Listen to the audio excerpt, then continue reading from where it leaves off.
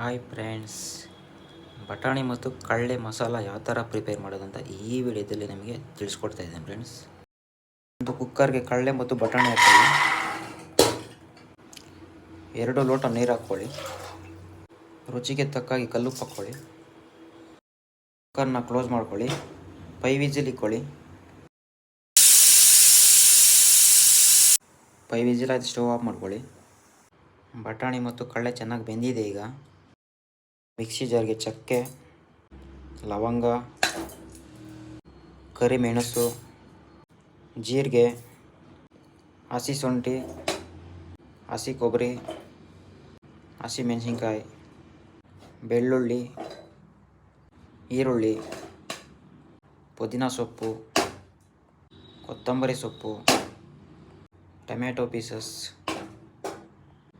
ಈಗ ಗ್ರೈಂಡ್ ಮಾಡ್ಕೊಳ್ಳಿ. ಮಸಾಲೆ ಗ್ರೈಂಡ್ ಮಾಡ್ಕೊಂಡಿದ್ದೀನಿ. ಒಂದು ಕುಕ್ಕರ್ಗೆ ಎಣ್ಣೆ ಹಾಕ್ಕೊಳ್ಳಿ.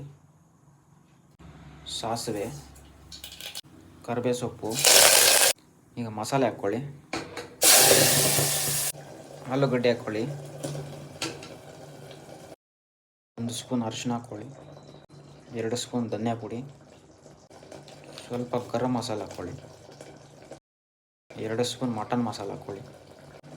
1 ಸ್ಪೂನ್ ಖಾರದ ಪುಡಿ. ಹಸಿ ವಾಸನೆ ಹೋಗೋವರೆಗೂ ಚೆನ್ನಾಗಿ ಬೇಯಿಸ್ಕೊಳ್ಳಿ. ಮಸಾಲೆ ಚೆನ್ನಾಗಿ ಬೆಂದಿದೆ.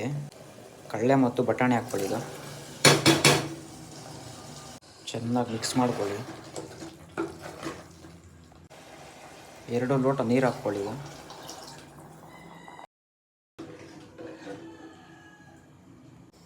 ಕುಕ್ಕರ್ನ ಕ್ಲೋಸ್ ಮಾಡ್ಕೊಳ್ಳಿ. 2 ವಿಜಿಲ್ ಇಕ್ಕೊಳ್ಳಿ ಸಾಕು. 2 ವಿಜಿಲ್ ಆಯ್ತು, ಸ್ಟವ್ ಆಫ್ ಮಾಡ್ಕೊಳ್ಳಿ. ನೋಡಿ ಫ್ರೆಂಡ್ಸ್, ಬಟಾಣಿ ಮಸಾಲ ರೆಡಿ ಫ್ರೆಂಡ್ಸ್. ಎಷ್ಟು ಸ್ಮಾರ್ಟಾಗಿದೆಯಲ್ಲ ನೋಡಿ ಫ್ರೆಂಡ್ಸ್. ಬಿಸಿ ಅನ್ನಕ್ಕೆ ಹೇಗಿದೆಯಲ್ಲ, ಸೂಪರ್ ಆಗಿದೆಯಲ್ವಾ.